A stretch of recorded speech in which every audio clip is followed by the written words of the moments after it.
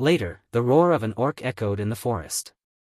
A man with bandages on his face reported to Sur that they might lose track of the orc.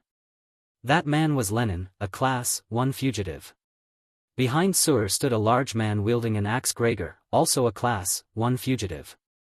Shard then ordered them to attack the orc once they got close enough. He also ordered them to erase the monster's trail before striking. The men immediately accepted the command. Meanwhile, as the orc was scanning its surroundings, Lenin and Gregor ambushed it from behind. They managed to injure the monster's back, causing it to roar in pain and turn around. Gregor warned Lenin to be on guard as a counterattack was coming. Sure enough, the orc swung its massive club toward them. Lenin was shocked to see the large weapon flying toward him. He realized it was too late to dodge. But before the club could hit him, Shard dashed in and struck the monster. He ordered Lenin to duck. Hearing that, Lenin quickly lowered his head to avoid the attack. Shard seized the opportunity to launch a barrage of attacks on the orc's body, making it scream in agony. As its scream echoed through the forest, Shard and the soldiers swarmed it, tearing the monster apart with their weapons. The scene then flashed back to the moment when Safina proposed putting the fugitives at the front of the hunt. Mudok was impressed by the idea. Osborne asked if Safina wanted to send them to the front lines to get rid of them, saying her plan sounded extreme. But Safina shook her head and explained that it was more humane than keeping them locked in prison. She also reminded Osborne that her master would be joining the hunt. Safina emphasized that her master wouldn't waste useful manpower so easily. With a smile on her face, she told the men that public opinion about the fugitives would change once people saw them fighting alongside the others. The scene returned to the present. Another group had arrived at the hunting site. They all stared at the orc defeated by Sur and his troops. Shard then asked Lenin if he was okay. Lenin replied that he could still stand, although it was a close call. One of the men joked with their captain, Sur, saying that Lenin was just bluffing again. The man told Lenin to stop joking around. Gregor patted his friend on the back and said they had scored a big prize. He then invited Lenin to celebrate with a drink. Lenin said they should use this opportunity to start a new life. He warned Gregor that he still wouldn't pay for anything, no matter how much Gregor begged. Gregor laughed and said Lenin must have a hard skull if he survived that hit. Mudok smiled as he watched their interaction. He could sense a strong bond forming among them. He didn't expect that the idea came from his own student. He realized that accepting Safina as his disciple was the right decision.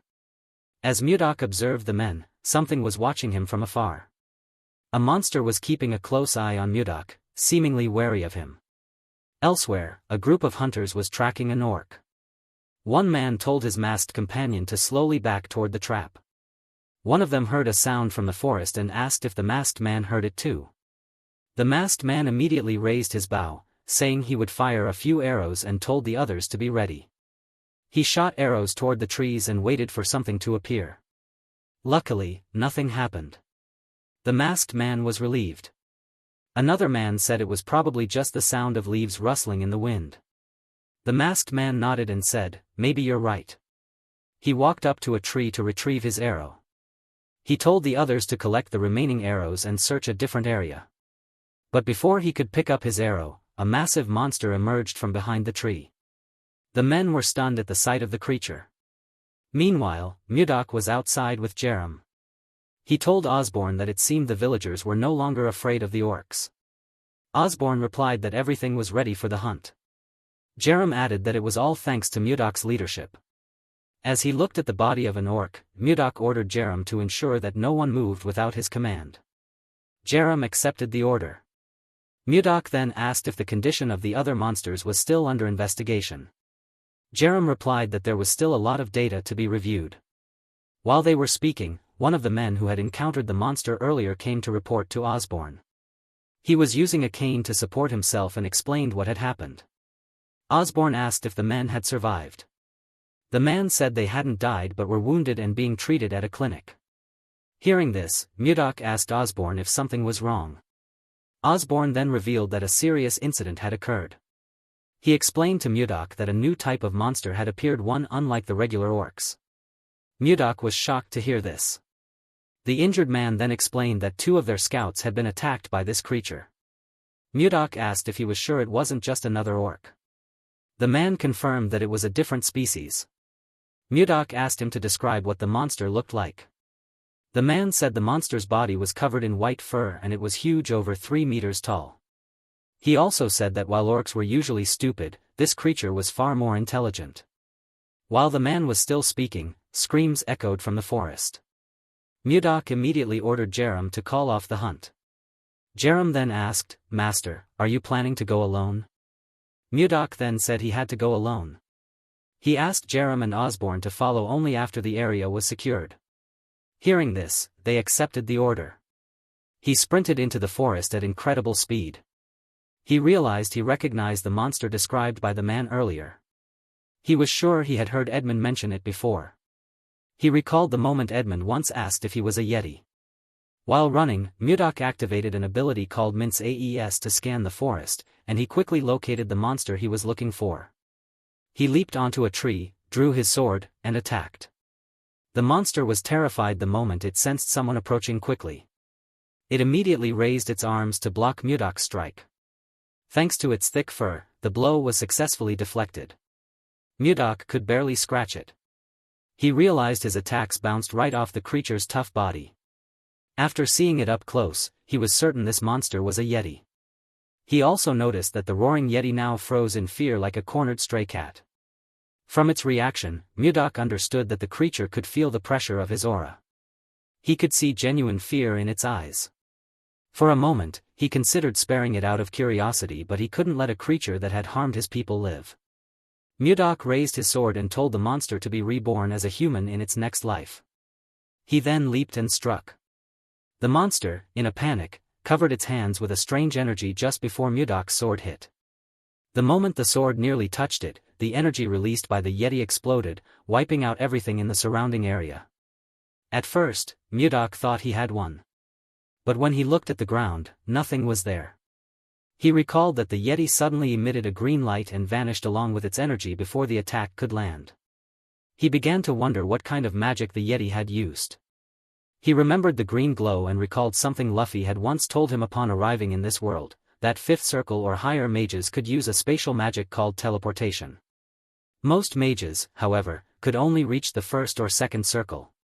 Mudok realized that the fifth circle might be equivalent to the transformation realm or deep domain in the world of cultivation. He didn't expect a furry monster like that to wield such powerful magic, but to him, it didn't matter. Even if it was spatial movement, he could still chase it. He turned around and released his energy in the direction of the fleeing monster. His aura pierced through the forest with icy force. Unfortunately, the Yeti still managed to escape. Mudok couldn't believe a creature that large could vanish like a mouse, but he could still sense its presence nearby. Despite teleporting, the monster hadn't gone far. Mudok estimated it was only about 1.5 kilometers away. He looked around cautiously and stepped onto a tree. There, he sensed the presence of a cave beneath him. When he reached the entrance, he was shocked to find a massive library. He couldn't believe such a place existed in the middle of a snowy wasteland. As he scanned the surroundings, he found the Yeti hiding behind a bookshelf. Mudok told the creature that if it wanted to hide, it should try harder. The Yeti begged him not to come closer. Mudok assured it he wouldn't eat him and asked it to calm down. He then asked, "Are you human?" The Yeti replied that it was not human. It introduced itself as a great warrior of Hori and said its name was Kinder. Mudok wondered if he had ever heard the term, warrior of the Hori tribe, before. Just then, Jerem appeared behind him and told his master that it was a name used for Yetis. Mudok praised Jerem for finding the location. Jerem reported that there were signs of destruction all around the place, something no one could have caused except his master. He even thought it was a natural disaster at first. Jerem then questioned why a legendary race like the Yetis who had existed since ancient times would be found in a library like this. Mudok said he would ask that very question himself. He touched the wall and asked Kinder to explain his origins. But Kinder didn't respond. With a stern face, Mudok asked if he was planning to run again. He released his energy and told Kinder to speak immediately, warning that he wasn't the patient type. Terrified, Kinder finally confessed that he was from Glac. Mudok then asked if Glac was his homeland, and Kinder nodded. Mudok followed up, are there many Yetis living there? Kinder confirmed that he was right. As they talked, Jerem explored the library and was intrigued by something he found. Meanwhile, Murdoch asked Kinder why he had attacked his people. With a piercing gaze, he told him to choose his answer carefully. Kinder claimed he hadn't killed anyone. He pounded his chest and declared himself a great warrior of the Hori tribe. He added that he would never kill without a clear reason. Murdoch, now serious, asked if he was telling the truth. Kinder looked him in the eyes and assured him that he was. At that moment, Jerem, who was examining the books, told his master that Kinder wasn't lying. He explained that the two men had only suffered injuries and that no lives had been lost. Murdoch then remembered that the man had only said they were being treated at the clinic. No one had ever confirmed anyone had died. Kinder explained that he drove the humans away because they were the ones who entered their sacred territory first. He emphasized that he would never be the one to attack unprovoked. Murdoch then told Jerem that those men must have entered the Yeti's domain while hunting orcs. Jerem agreed. At that moment, Murdoch realized Edmund had given him false information about the Yetis. He mistakenly called Kinder, and told Jerem to heal his wounds. Jerem corrected his master's pronunciation. While Jerem treated him, Murdoch smiled and addressed Kinder, asking for the location of their sacred land. He said he would make sure to strongly warn his people not to trespass again. Kinder was visibly relieved. But then, with a sharp gaze, Murdoch scolded him for speaking informally the entire time. He asked, "Don't you know how to use formal speech?" But Kinder didn't know what polite even meant. Murdoch told him to forget it. There was no point in arguing with someone who could barely speak properly. Jerem then reported that the treatment was complete. Hearing that, Murdoch said they should head back immediately. Jerem called out to his master, and Murdoch asked what was wrong. Jerem replied that he had a request. The scene shifted to Barhan, where Edmund was asking Charles how long it had been since the promised date. Charles replied it had been 3 months. Edmund called for his assistant again, and Charles turned toward him. Edmund sighed and said their trade association was finished. He told his assistant that Murdoch had made a promise to him.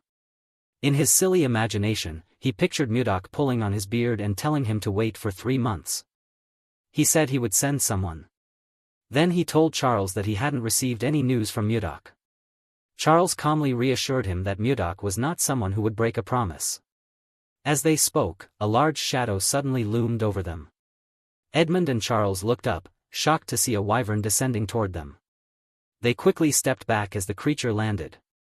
Edmund then heard a voice calling his name and he immediately recognized it.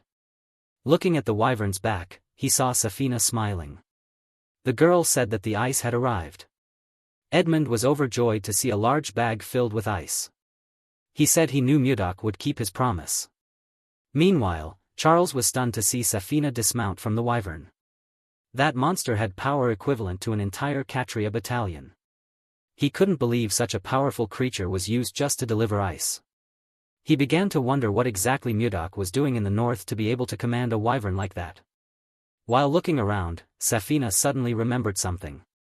She reached into her cloak and handed Edmund a letter, saying her master had asked her to deliver it to someone.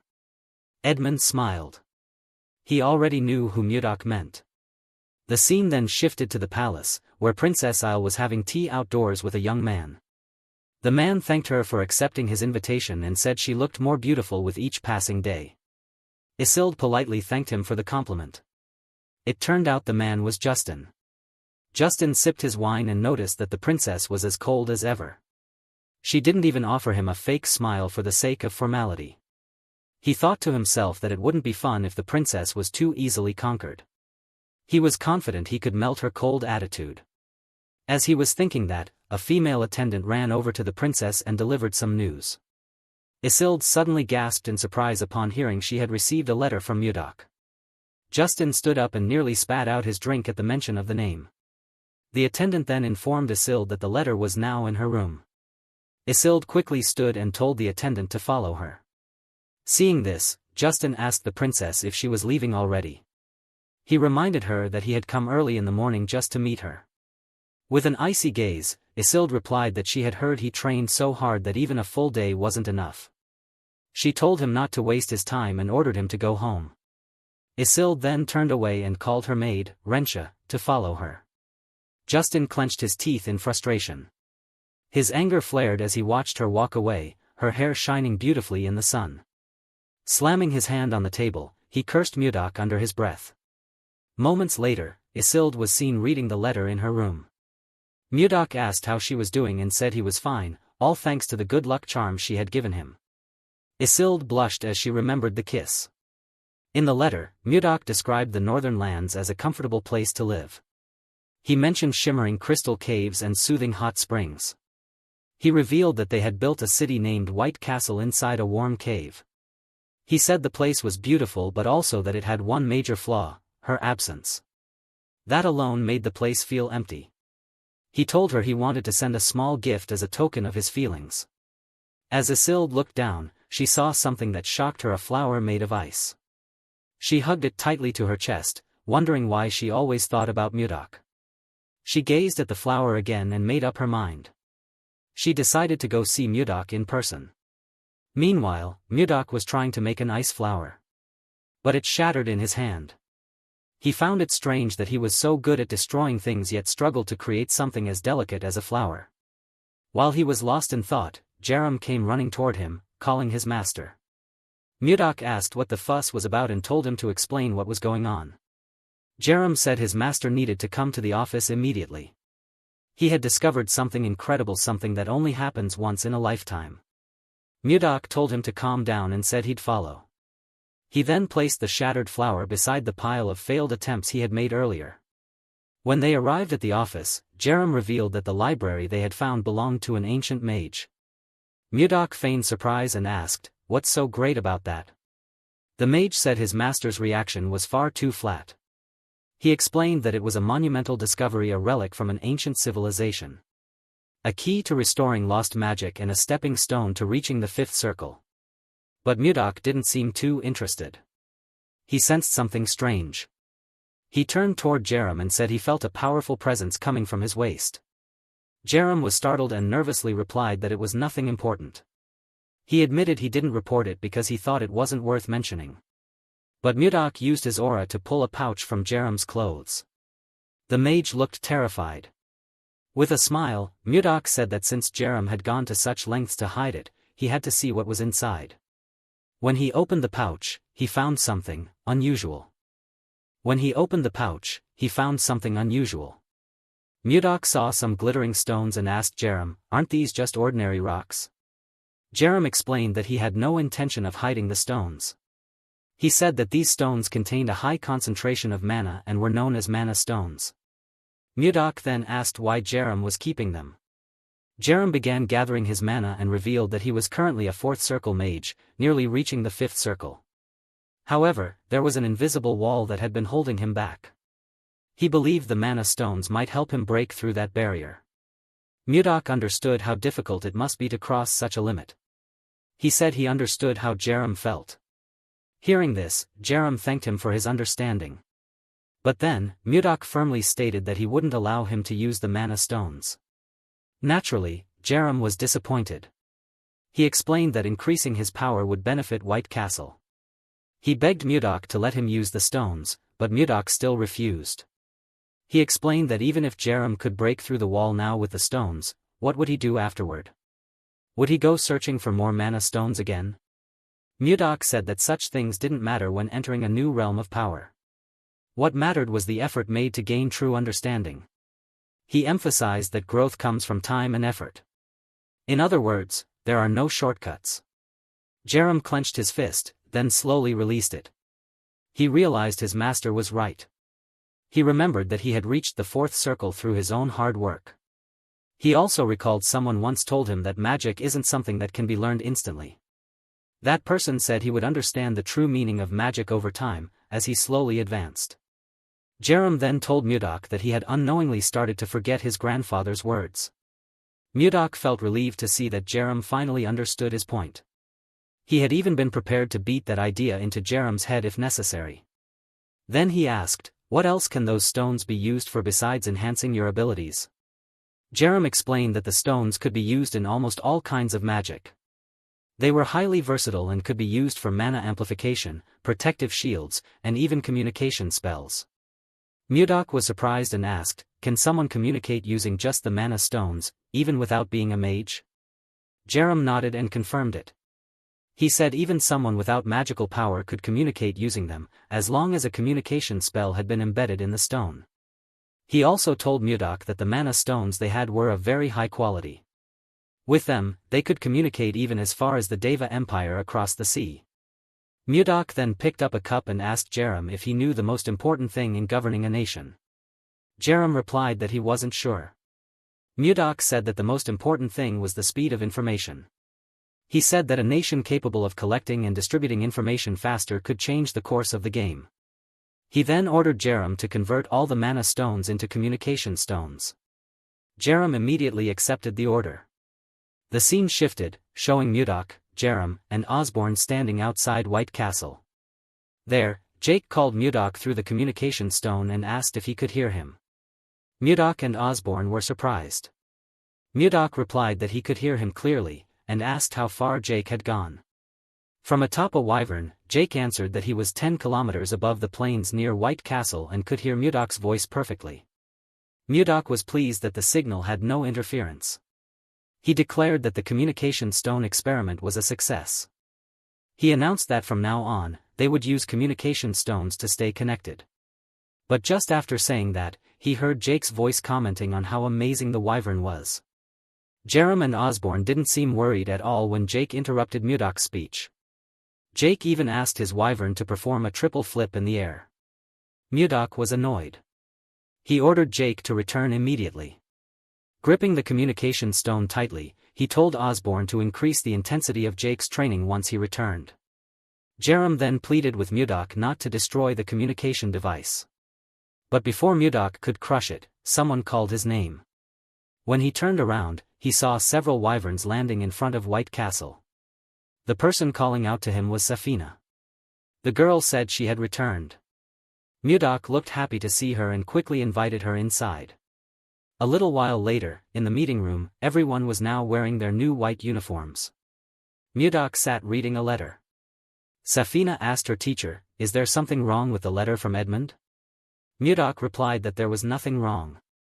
He explained that he had asked Edmund to send information regarding the political situation of the surrounding nations, and Edmund had written a very detailed report. However, there was one name that kept appearing in the letter: Anos. The name was unfamiliar to Mudok. He then asked everyone in the room if they knew anything about Anos. Sur looked surprised upon hearing the name. He said he had never seen Anos in person, but people claimed that Anos was a grand sword master. Everyone was stunned. The council members couldn't believe that someone stronger than a sword master existed. They believed no one on the continent could surpass that level. With a chilling tone, Mudok ordered everyone to be silent. The room immediately fell into silence, and everyone looked frightened. He explained that a grand sword master was on the level of harmonization, and someone at that level could manifest their sword aura into a physical form. Mudok felt disappointed, realizing that only 10 people in the world were capable of using sword aura. As a warrior, life without a worthy opponent felt incredibly dull. He couldn't believe a harmonization level expert had emerged. Though he was confident that person wouldn't be able to defeat him, Mudok still felt excited. He wanted to meet the strongest person in the world. Sur then said he once heard something unusual about Anos, that when Anos used his sword technique, the scent of plum blossoms would fill the air. Mudok was shocked. He was familiar with a sword technique that released the fragrance of plum blossoms. Only the Manhwa sect was capable of using such techniques. A realization struck him: perhaps someone else from the Central Plains had also crossed into this world. The scene shifted to the past, to the time when Mudok unified the Central Plains. He was shown touching a plum blossom with his hand, telling someone that the Manhwa sect used a sword technique that emitted the scent of plum blossoms. Mudok then spoke to a man he had frozen in ice, saying that his swordsmanship was impressive but he had chosen the wrong opponent. That man's name was Zheng Pongjin, leader of the Manhwa sect. Gritting his teeth, Pongjin cursed Mudok, saying the result of the battle would have been different if his disciple had been there. Mudok asked if he meant the disciple who had disappeared a few days earlier. Peng Jin replied that his disciple hadn't run away, he had suddenly vanished during closed-door training, as if he had disappeared from the world. At that time, Mudok found the explanation ridiculous. But after coming to this world, he began to believe it. He now wondered, could the disciple of the Manhwa sect leader actually be Anos? While Mudok was deep in thought, Jerem asked, "Is that everything in the letter?" Mudok replied that there was nothing important. He informed the council that the kingdom had sent an inspection team. Everyone was shocked. Jerem asked, "Is something wrong?" Mudok was confused by their panicked expressions and asked, "Is it that serious?" Jerem nodded and explained that there were only two reasons the kingdom would send an inspection team, either for a royal tour or to capture and execute traitors. He said they had to prepare and asked when the team would arrive. Mudok raised his hand and pointed outside. Jerem turned to look where he pointed. "It's already noon," Mudok said. "They've arrived." Outside the castle, a large number of soldiers had gathered. Jerem and the others were shocked by how many troops had come. There were even knights among them. From the group, Justin stepped forward in full armor. He called out to Mudok, asking him to come down and politely receive the inspection team. Mudok immediately appeared before him, greeting Justin and asking if his arm had recovered. Justin looked irritated, feeling like he was being mocked. Mudok's followers were surprised to see their master already standing down below. They had no idea how he moved that fast. Jerem was confused about what his master was planning. He wasn't sure if Mudok would slaughter them all or commit treason. Suddenly, Mudok smiled and called for the princess to come out. Upon hearing that, Aeld told Justin to stop making threats. She stepped forward and pulled back her hood, asking Mudok if he was all right. Later, Essel was seen smiling as she explored White Castle. She was amazed by the beauty of the crystal cave within it. She then said she wanted to see the hot springs, and Mudok asked her to follow him. Mudok realized that the inspection team had come for royal sightseeing. After reading a letter from her father, Aeld had begged to join the team. While showing the princess around the special locations, Mudok remarked that she was still as stubborn as ever. He reminded Isilde about the lucky charm he had given her. Isilde blushed as she remembered the kiss that happened back then. She quickly told Mudok that such a topic was off limits for now. Seeing how embarrassed she was, Mudok realized that she was still the same as she had been back in the Central Plains. As they walked past the ice crystals, Mudok reflected on how long his journey had been. He had conquered the martial world to avenge Hyen. And after that winding journey, he finally met her again. Even though her appearance had changed, Mudok felt happy just to see her once more. Meanwhile, Isilde was mesmerized by the hot springs. She said the place was beautiful. But suddenly, Mudok hugged her and told her that, to him, she was far more beautiful. Isilde was visibly shocked by his words. Mudok then whispered how much he had missed her and called her by the name Hyen. Her expression darkened as soon as she heard that name. She quickly pulled away. Mudok immediately realized he had made a mistake. Isilde asked who Hyen was, and Mudok said the name had slipped out accidentally. Isilde then said she liked the way Mudok looked at her. She could feel the warmth in his eyes. But today, she finally realized something. She asked him, "Is your affection meant for me, or for that woman named Hyen?" Mudok was stunned. And when he couldn't answer, Isilde turned away. Before she could leave, Mudok called her name. But Isilde raised her hand, signaling him not to say a word. Tears began to fall from her eyes as she walked away, saying that she already had her answer. Mudok wanted to stop her, but he couldn't. He clenched his fists in frustration, angry at himself for not knowing what to say. That night, Mudok walked alone in the forest, thinking about Hyen and Isilde. He knew that no matter how much he explained, Isilde would never understand the pain of crossing worlds for someone.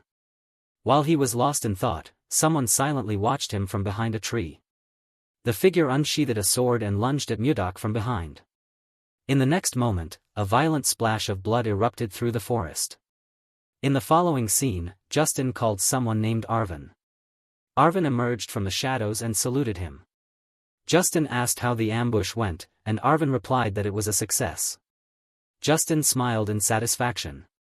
Back in the forest, Mudok's pendant was seen lying on the ground. Meanwhile, inside a special guest room in White Castle, 2 guards stood outside the entrance. Inside, Isilde was crying. She called herself pathetic, unable to believe she was sobbing so much over heartbreak. Her head resting on the table, she remembered Mudok's gaze and called him an idiot in her heart. She wished he had tried to stop her. Just then, someone approached the guards at the door. They told Isilde that she had a visitor. Her mood quickly changed, thinking it must be Mudok. She rushed to get dressed and opened the door. She asked why he had come so late. "Did you come to apologize for earlier?" she asked. But before she could finish her sentence, she froze in horror. Standing in front of her was someone holding a blood-stained sword. He had killed the guards with that very weapon. The man was Justin. With a wicked grin on his face, the sadistic bastard apologized for his late-night visit. Isilde was stunned. She tried to reach for the door handle, but before she could touch it, Justin slashed it clean off, blasting the door open and knocking her backward. She couldn't believe the door could be destroyed that easily. It was clear that Justin's sword was enhanced with magic. Furious, Isilde demanded an explanation. She asked why he attacked royal guards and barged into her room without permission. Justin replied that anyone who dared to stand in the way of a noble had to face the consequences. He stepped closer and said it was she who was being disrespectful, ignoring his feelings and clinging to some random man who came from who knows where. Shocked, Isilde demanded that he repeat what he just said. She couldn't believe all this madness was over something so petty. She warned him that Mudok would never stand by and let this happen. Justin laughed. He found it amusing that she was still thinking about Mudok in a situation like this. Then he dropped the bombshell: Mudok was already dead. Isilde was stunned, refusing to believe what she just heard. Justin explained that he had sent an elite assassination squad to ambush Mudok, and the mission was successful. He even claimed that not even Mudok's body would be found. Then, he slowly raised his hand toward Isilde. At that exact moment, outside the castle, Mudok raised his own hand and released a surge of freezing energy. The energy instantly spread into the room. Justin was shocked. His body suddenly felt as if it was being controlled. Not only Justin, but Isilde was also shocked by what happened. Mudok clenched his fist and used his energy to slam Justin's body into the wall. He then dragged Justin out of the room. Justin immediately realized it was Mudok's doing. He called him a bastard, Baron Blizzard. Mudok threw Justin to the ground and quickly ran back into the room. He covered Isilde with his jacket and asked if she was okay. Isilde was deeply moved and happy to see him. She said she was fine and asked if Mudok was hurt. As they spoke, Justin's sword began to emit dark energy. Mudok felt that terrifying aura. Reacting quickly, he raised his hand and blocked the sword's attack. He soon realized the sword was being controlled using ki energy. The sword passed by him and flew out of the room. Outside, someone caught it. Mudok then lifted his head and cursed Justin, calling him a bastard. He noticed that Justin was wearing an armor radiating evil energy. Mudok realized that Justin had planned everything from the start. The scene shifts to the past. Justin is seen speaking to his father, saying he wanted to defeat Mudok. The armor he's wearing now used to be kept in his father's chamber. Justin asked his father to lend him his personal assassin squad, knowing they were powerful enough to kill anyone. Duke Icarus took the sword that hung on the armor and said that the assassins alone wouldn't be enough. The armor then vanished and merged into the sword. The Duke told Justin that if he really wanted to kill Mudok, he had to be fully prepared. Back to the present. Justin now holds a magical sword that moves freely with its wielder's mana and forms magical armor. He swings the sword and unleashes a massive strike toward Mudok. Seeing this, Mudok pushes Isilde away to protect her. The attack destroys the building. Justin believes the sword is powerful enough to defeat a grand sword master. He laughs maniacally at the destruction he caused and taunts Mudok, asking if things are different this time. He also says it's good that his assassins failed. As the dust settles, Mudok's arm is shown bruised. He slowly lowers it. Justin says he wants to rip Mudok apart with his own hands. On the side, Isilde tells Mudok that his arm is bleeding. Mudok asks her to stay back, saying she needs to stay in a safe place. Isilde knows he's right and asks if he'll come back. Mudok turns to her and smiles softly, then tells her to hide well and stay put. As soon as he says that, he jumps down. He tells Justin that his appearance is different from before. Justin laughs, and his helmet slowly covers his face as he does. Mudok says he still sees no sense or logic in Justin. Hearing that, Justin raises his sword and tells him to stop preaching nonsense. Suddenly, he throws his sword at Mudok. With one light swing, Mudok deflects it. But Justin instantly appears in front of him and slashes his sword. Mudok coats his arm with energy and blocks the attack. The energy clash forces both of them to step back. Justin appears again and tells Mudok to stop pretending. He smiles, pleased that he's finally within close range. He assumes Mudok is exhausted after fighting the assassin squad. He believes this is the perfect moment to finish him off. He raises his sword and declares that this is the end. But before he can strike, Mudok releases his energy and strikes Justin's hand, causing the sword to fly from his grip. Justin is shocked, realizing that Mudok targeted his already injured hand. He falls to his knees, clutching his now red wrist. Mudok approaches and says the distance between them is now far enough. He declares that Justin's attacks will never reach the princess from that distance. Justin is stunned to realize that Mudok pretended to be hit just to create a gap between him and Eshel. Mudok explains that even a cornered rat will bite a cat if desperate enough. He calls Justin a filthy rat who could have harmed Eshel. Justin grits his teeth in anger. He rises and recalls his armor. He admits that he underestimated Mudok. But before he can move again, Mudok places his hand on Justin's armored chest. He says he's just being careful because he doesn't want to lose someone he loves for a second time. As those words are spoken, Mudok unleashes his power. His energy freezes the entire cold forest. Ice blankets everything around them. After that, Justin is seen kneeling again. His armor begins to break apart, piece by piece. He doesn't understand what's happening. Shivering, he realizes that something is wrong with his mana. He can't gather any of it. Mudok then advises him not to waste time trying to gather mana anymore. He reveals that he has destroyed Justin's Dantian, the energy core within his body. With a cold stare, Mudok tells him that from now on, he will never be able to use mana for the rest of his life. Terrified, Justin clenches his fist and tries to punch Mudok, but he only receives a harsh slap. He falls to the ground, and Mudok tells him to live the rest of his life atoning for his sins. He says that Justin is now one of the weak people he used to oppress. As he speaks, Mudok notices the sun beginning to rise. He covers his face with his hand and seems happy to welcome the morning light. He says he's wasted too much time already, and Ishild must be worried about him. Moments later, Mudok is seen locking up Justin and his men in prison. Justin remains shaken by the fact that he can no longer use mana. After settling things with Justin, Mudok plans to ask Ishild out on a date. But his mood is crushed when he sees something unexpected. He sees Ishild holding someone's hand outside. That hand belongs to Jerome. The princess smiles warmly as she speaks with the mage, and Mudok can't comprehend what's really going on. 15 minutes earlier, Mudok was seen ordering his men to search the surrounding area. He said something was missing and asked them to find it, promising a great reward to whoever did. Jerome asked, "Is it the pendant that went missing during the assassin ambush?" and Mudok confirmed it. Jerome then reported that he had investigated the assassins and said they were quite skilled.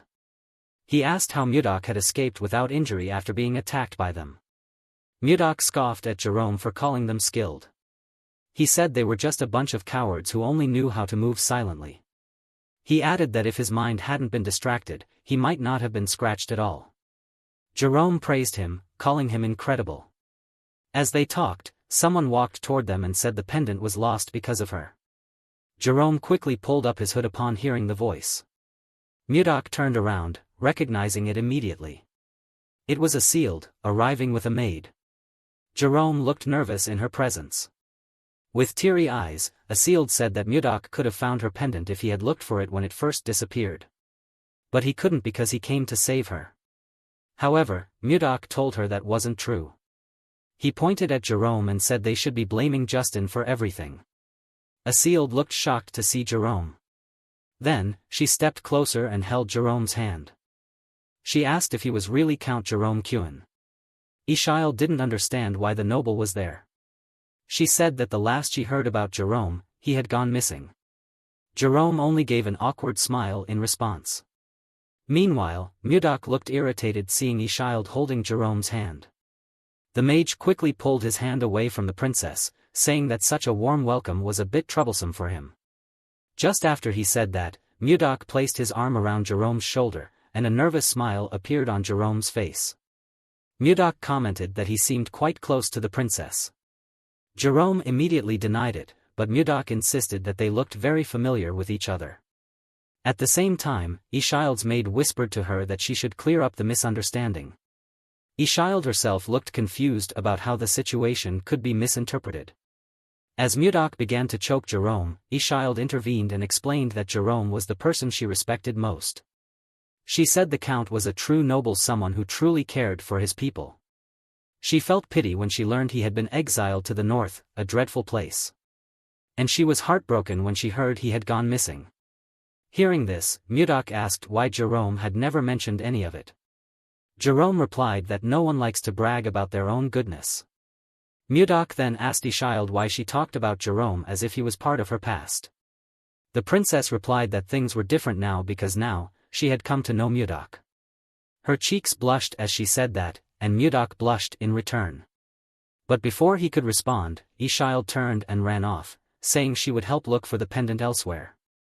After distancing herself from Mudok, Ishild paused to catch her breath.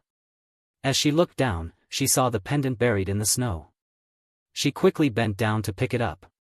Renia arrived just as Ishild picked up the pendant. Ishild then called out to Renia, saying this was the pendant Mudok was looking for. Renia was surprised the princess found it herself and said she would inform Mudok right away. As Ishild stared at the pendant, she recalled Mudok's expression when he mentioned the name Heian. She was certain the pendant was connected to that woman. Suddenly, Renia told her that her expression now looked just like Mudok's. Ishild grew frustrated, remembering Mudok's reaction. She asked Renia, "Do I really look like Mudok?" Renia nodded slowly, assuring the princess not to rush things. She said Mudok thinks of her just as much as she thinks of him. Ishild looked at the pendant calmly. At first, she had felt jealous. But now she was just curious. She wondered what kind of woman could win the heart of someone like Mudok. She planned to return the pendant to him, but her mind was still full of questions about the woman named Heian. The scene shifts. Someone is seen smashing a glass container that held a love lotus flower. It was Heian's father. Chunhak told his daughter to throw away that trash. He didn't believe her talk about the lotus blooming from true love and accused her of spouting nonsense. He reminded her that she was already engaged and told her to stop dreaming about foolish things. He ordered her to prepare for the marriage he had arranged.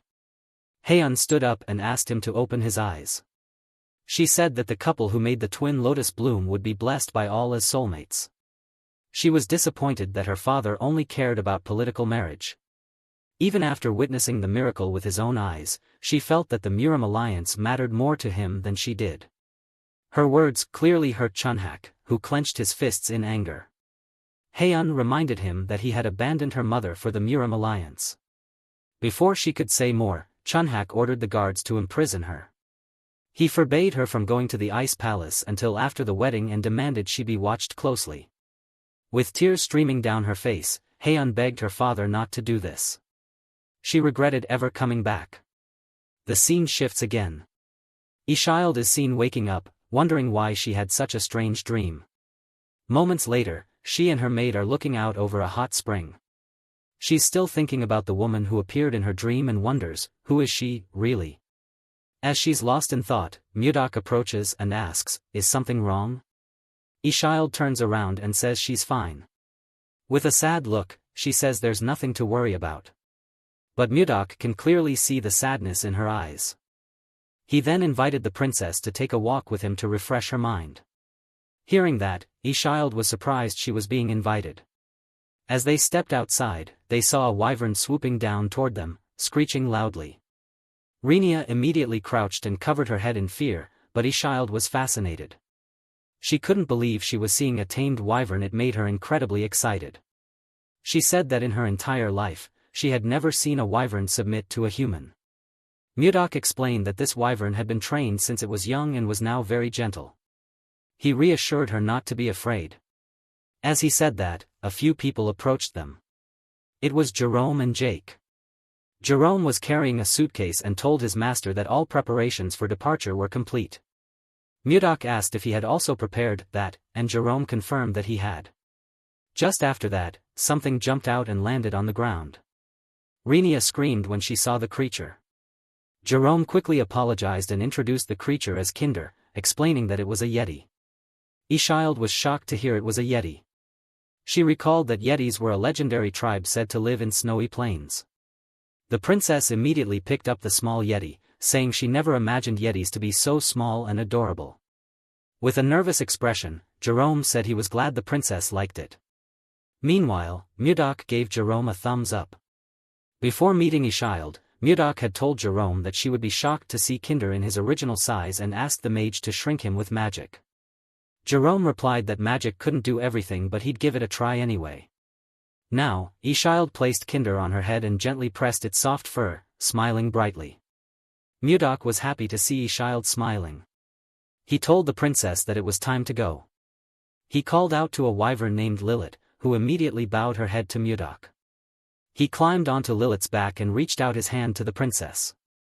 Ishild blushed and slowly reached out, grasping his hand. Gently, Mudok helped her onto the wyvern. Once she was seated comfortably, Mudok tapped Lilith's reins, and the wyvern began to flap her wings. Soon, everyone took off into the sky on their wyverns. Jerome and Jake flew right behind Mudok and Ishild. Ishild was nervous being in the air for the first time.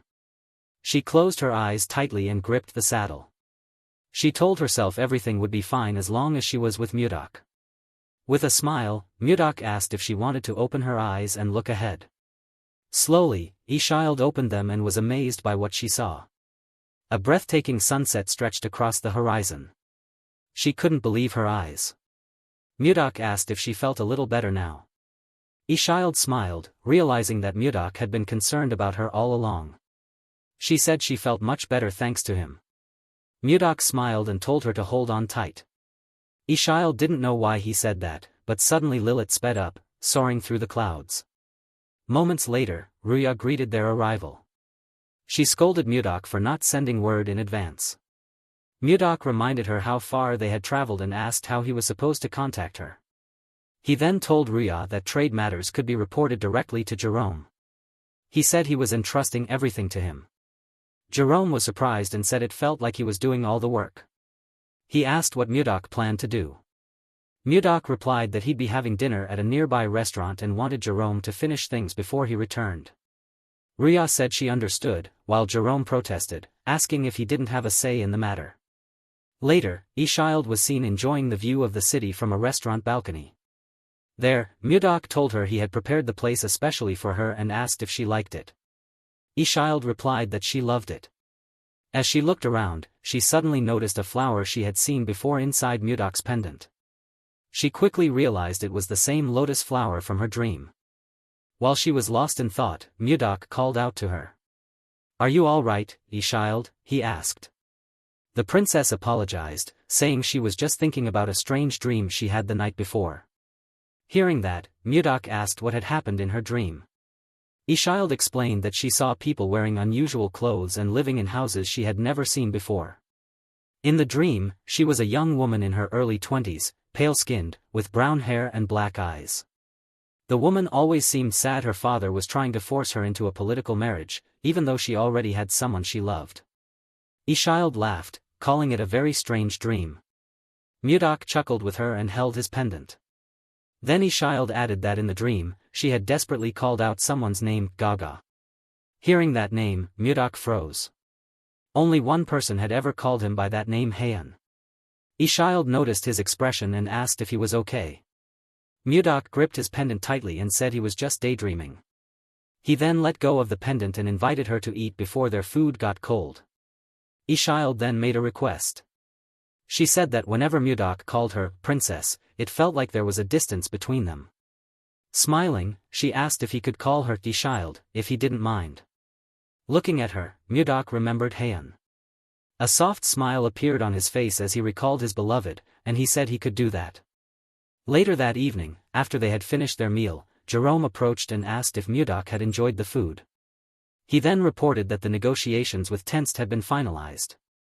Ishild was surprised to hear that name. She turned to Jerome and asked, "Is there a place called Ten in the Kingdom of Drake?" Mudok immediately realized he had made a mistake. He clarified that Tenst wasn't in the Kingdom of Drake, it was in the Kingdom of Gaia. Ishild was even more shocked. The Kingdom of Gaia was a vast nation in the northwest of the continent, ruled by queens and known as the Land of Women.